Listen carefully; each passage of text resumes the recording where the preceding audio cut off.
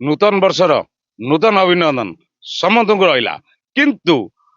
गत सप्ताह जेपरी जटणी सहर रे पथ उत्सव प्रथम करी अनुष्ठित होता बेले आज से पथ उत्सव को अनुसरण करी कुदेरी ग्रामर युव साथी एकजुट होती सुरभि सामाजिक अनुष्ठान तार सहभागिता करिछि ग्रामवासी की नहीं कहीं ये जो सामाजिक अनुष्ठान होची यही गाँव युवपीढ़ी माने ताकू भल उद्देश्य रे ग्रामर उन्नति उद्देश्य चिंता करथिला बेले आज गोटे नुआ पदक्षेप नहीं कुदियरी ग्रामर भाईचारा एकता रहिबो संपर्क निबिड़ रहिबो आसंतु आमे पथ उत्सव जटणी सहर करथिला बेले आमे भी जे आम कुदियरी ग्राम रे पथ उत्सव छोट न कहीं आमे करवा ये जो दृढ़मना है जो युवगोष्ठी नहीं से युवगोष्ठी आम सहित ये रही सी कहीं ये बाबद दृढ़मना हेले कौन पर चिंता कले से एकजुट होती कहीं आर आगामी दिन चिंता चेतना ग्रामवासी पाखे कौन रखिए से संपर्क में आमको मतामत रखा सहित कौन कौन कार्यक्रम कौ दिन से संपर्क भी आमको समस्त सूचना देवे आपण ये जो सबू जो इसको एकजुट कर आपणकर सुरभि सामाजिक अनुष्ठान आर मुख्य पृष्ठपोषक होती ग्रामवासी की नहीं सुरभि सामाजिक हूँ प्रतिष्ठाता मो ना संजय कुमार बरिसल मु जो पथ उत्सव को देखिली आम भुवनेश्वर प्रति सहर हूँ चाहिए आम गाँव में करने ये तो जटणी सहर में प्रथम करी गत मास 2025 मसीहा डिसेम्बर 21 तारिख दिन पथ उत्सव प्रथम करी पालन करता बेले आपण से दिग प्रति मन पड़े कुदियरी ग्राम गोटे शिक्षित ग्राम ये ग्रामर ऐतिह्य परंपरा रही आपण ये संपर्क में केमती चिंता कले जे आमे छोट ना कहीं गोटे पथ उत्सव करूँ ये संपर्क ये जो मनोभाव कौटू आसला आउ से संपर्क आपको पूर्णांग करने एकजुट हेले केमती आमर सबु सहर में देखी आसी भुवनेश्वर भी होची अलग सहर हो पार्टी जटणी किसी दिन तले हो सारी तेणु मुझे देखिकी मन भाविली आम गाँव भी यहाँ करने चाहूँ से आम ग्रामर सबू युवगोष्ठी सबू क्लब पिला एकाठी कली मुझे नाई आम गाँव में जो छोट छोट कुनी कुनी पिला अच्छा से आम गोटे किसी चैलेंज देखई पारिबा एथिपाई मुझे चिंता कली जे मु आमर यही कुदियरी महता नगर में भल जगह ये किसी पथ उत्सव करवा एवं आम साईर आम गाँव पिला माने निजर टैलेंट देखाइबे जो आपण गाँव भीतर ये जो महताब नगर रोड टा आमे भी देखु चौड़ा अच्छी आउ प्रशस्त भी अच्छी सब सुविधा अच्छी ये मंदिर परिवेश अच्छी आध्यात्मिक परिवेश अच्छी एपटे स्कूल भी अच्छी शिक्षा परिवेश भी रही एटी श्मशान भी रही माने गोटे जगह सिलेक्शन कले ये जो रास्ता टाकू माने ये तो भिन्न आर वर्णना मुझे कली तार आउरी पछपटे रही किंतु तापर ये जो दृढ़ मना हेले गाँव कौ मानू साथी नहीं ये पथ उत्सव सामिल गाँव सबू युवगोष्ठी जिते क्लब अच्छी समस्त को कहुई आमर सबू स्कूल 5-6टा स्कूल आम गाँव अच्छी सबू स्कूल पिला माने कहुई एपटे महावर कमिटी पिला कहुई आमर काउंसिलर मान कहुई एथे मुख्य सहयोग कर चेयरमैन अनंत बेहरा आमको मुख्य सहयोग कर समस्त को लेकिन आम कुदियरी ग्रामवासी टोटाल को लेकिन प्रोग्राम टी आम जो रास्ता टी आम सबुठ चौड़ा रास्ता हो रास्ता आम करने मनस्थ करूँ ये रास्ता आपण करेंगे रास्ता 2-3 घंटा यदि बंद भी रहा जनसाधारण कौन असुविधा हम ना कहीं ये रास्ता न बंद हो गले 2-4 घंटा विभिन्न रास्ता अच्छी संयोग रास्ता से जी किंतु आपण ये जो पथ उत्सव किए जिनस स्थान देवे जमी जटणी पथ उत्सव होता खेल को ऐतिहासिक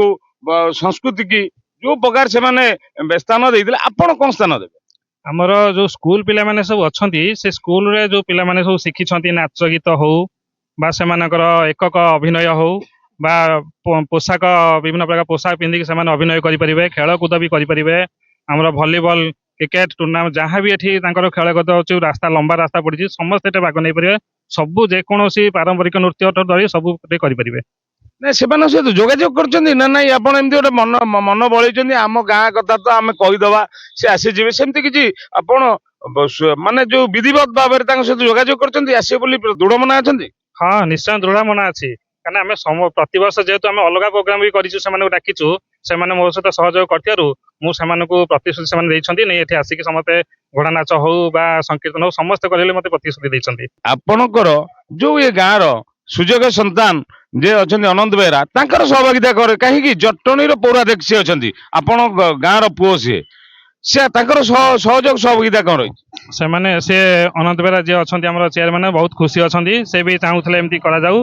କିଛି ଗୋଟେ ପ୍ଲାଟଫର୍ମ ନଥିବାରୁ ଆମେ ଯେହେତୁ ସୁରଭି ସାମାଜିକ ଉନ୍ନୟନ ପ୍ଲାଟଫର୍ମ ଏଟା କରେଇଲୁ ସେମାନେ ମତେ ସମ୍ପୂର୍ଣ୍ଣ ସହଯୋଗ ବି କରିଛନ୍ତି ଆଉ ଭବିଷ୍ୟତରେ ମଧ୍ୟ ସହଯୋଗ କରିବେ। ନେକ୍ସଟ ଇୟରକୁ ଆହୁରି କେମିତି ଭଲ ଭାବରେ ହବ ଓଡ଼ିଶାରେ ଯେମିତି ଏଟା ସମସ୍ତେ ଜାଣିବେ ସେଥିପାଇଁ ମଧ୍ୟ ସେ ପ୍ରତିଶ୍ରୁତି ଦେଇଛନ୍ତି ମତେ। ନାଇଁ ଇଏ ଯୋଉ ଆପଣ ଚିନ୍ତା କରନ୍ତି ପ୍ରତି ବର୍ଷ କରିବାକୁ ଚିନ୍ତା କରିଛନ୍ତି ନା ନାଇଁ 2-3 ମାସ ଥରେ କରିବେ ନା ମାସକୁ ଥରେ ମାନେ କୌଣସି ଶେଷ ରବିବାର କି ପ୍ରଥମ ରବିବାର କରିବାକୁ ଚିନ୍ତା କରିବେ କାହିଁକି ଇଏ ଯେହେତୁ ଗାଁ ଗହଳି କଥା ଭାଇଚାରା କଥା ଇଏ ଟାଉନ ସହିତ ସଂଲଗ୍ନ ଟାଉନ ଭିତରେ ଗାଁ କିନ୍ତୁ ସମସ୍ତଙ୍କର ଉତ୍ସାହ ଉଦ୍ଦୀପନା ଆମର କୌଣସି ଏଠି ସେମିତି ଆନନ୍ଦ ପ୍ରମୋଦ କରିବାର ଜାଗା ବି ଏତେ ଜଟଣୀରେ ନାହିଁ। ଯେହେତୁ ଗ୍ରାମବାସୀ ଏକଜୁଟ ହେବେ ସିଏ ଯଦି ଚିନ୍ତା କରିବେ ତାଙ୍କର ସହଯୋଗ ସହଭାଗିତା ରହିବ। ଛୋଟ କୁନି କୁନି ଛାତ୍ରଛାତ୍ରୀ ପିଲାମାନଙ୍କର ଯଦି ସହଯୋଗ ସହଭାଗିତା ରହିବ ଆମେ କଳା ଦେଖିବୁ ସେ ସମୟରେ କଣ ଚିନ୍ତା କରିବୁ? ଆମର ଏଇଟା ଜାନୁଆରୀ ମାସ ପ୍ରଥମ ରବିବାର ପ୍ରଥମେ ଆମେ ନିଷ୍ପତ୍ତି ନେଇଥିଲୁ ଏଟା କରିବା ପାଇଁ। ଯଦି ଆମର ଗ୍ରାମବାସୀ ସ୍କୁଲ ପିଲାମାନେ ବା ଯୁବଗୋଷ୍ଠୀ ମାନେ ଆମକୁ ସହଯୋଗ କରନ୍ତି ଆମେ ଏଟା ଆଗକୁ ଆହୁରି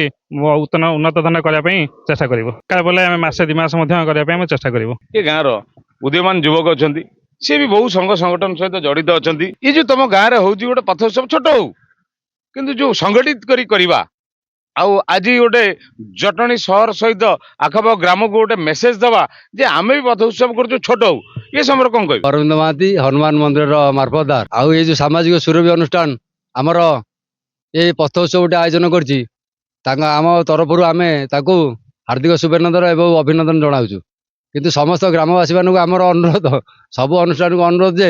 ସମସ୍ତେ ଏଥିରେ ସହଯୋଗ କରନ୍ତୁ। ସହଯୋଗ କଲେ ଉତ୍ସବଟି ତୁରନ୍ତ ହେଇକି ଆଗକୁ ବଢି ଚାଲିବ। ଗୋଟେ ଭଲ ପ୍ରୟାସ କରାଯାଇଛି ଏ ଗାଁରେ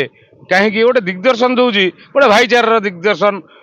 ପାରିବାରିକ ଦିଗ୍ଦର୍ଶନ ଯୋଉ ଆଜିର ଏଇ ଯୋଉ କଳୁଷିତ ସମାଜରେ ଯୋଉ ପଥଭ୍ରଷ୍ଟ ହଉଛନ୍ତି ଯୁବପିଢି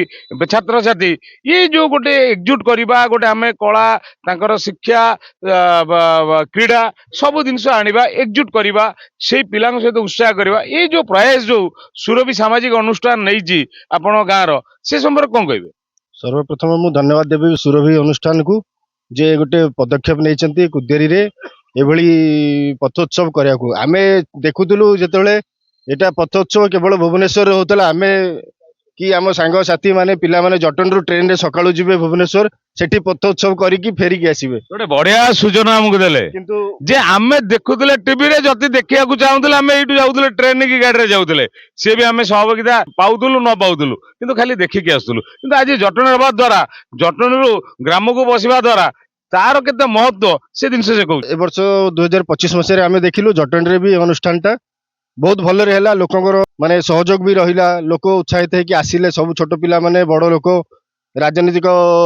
ଲୋକମାନେ ସମସ୍ତେ ଆସିଲେ ସହଯୋଗ କଲେ ସବୁ ଜିନିଷ ବହୁତ ବଢିଆ ହେଲା। ସେଇ ଜିନିଷକୁ ଦେଖିକି ସୁରଭି ଅନୁଷ୍ଠାନ ଗୋଟେ ଚିନ୍ତା କଲେ କୁଦିଆରୀରେ ବି ଏଇଟା କରାଯାଉ। ଯେହେତୁ କୁଦିଆରୀରେ ଆମର ଜାଗାର ଅଭାବ ନାହିଁ ଭଲ ଚଉଡା ରାସ୍ତା ଅଛି। ମହତାବନଗର ହେଲା ସବୁଠୁ ଚଉଡା ରାସ୍ତା ସବୁ ପ୍ରକାର ସହଯୋଗ ଅଛି। ଆଉ ଏ ରୋଡ 2 ଘଣ୍ଟା 4 ଘଣ୍ଟା ବନ୍ଦ ହେଇଗଲେ ବି ଅନ୍ୟ କନେକ୍ଟିଭ ରୋଡ ଅଛି ସେଥିରେ ଲୋକ ଯିବା ଆସିବା କରିପାରିବେ। ତେଣୁ ବହୁତ ବଢିଆ ଏଇଟା ରୋଡଟା ଡିସାଇଡ୍ କରିଛନ୍ତି। ଭଲ ଏ ତ ବଢିଆ ପଦକ୍ଷେପ ନେଇଛନ୍ତି କିନ୍ତୁ ଏ ଯୋଉ ଗ୍ରାମବାସୀ ଯୋଉ ଅଛନ୍ତି ସମସ୍ତଙ୍କର ଗ୍ରାମବାସୀଙ୍କର ସହିତ ତାଙ୍କର ଯୋଉ ପିଲା ରହିଲେ ସ୍କୁଲ ଛାତ୍ରଛାତ୍ରୀ ସେମାନଙ୍କ ସହଭାଗିତା ଯଦି ଆ ସହିତ ସମ୍ପୂର୍ଣ୍ଣ ଜଡିତ ରହିଲା ଇଏ ଗୋଟେ ନିଆରା ଦିଗ୍ଦର୍ଶନ ଦେବନି କି? ଅନୁଷ୍ଠାନ ତ ସବୁ ପିଲାଙ୍କୁ କୁହାଯାଇଛି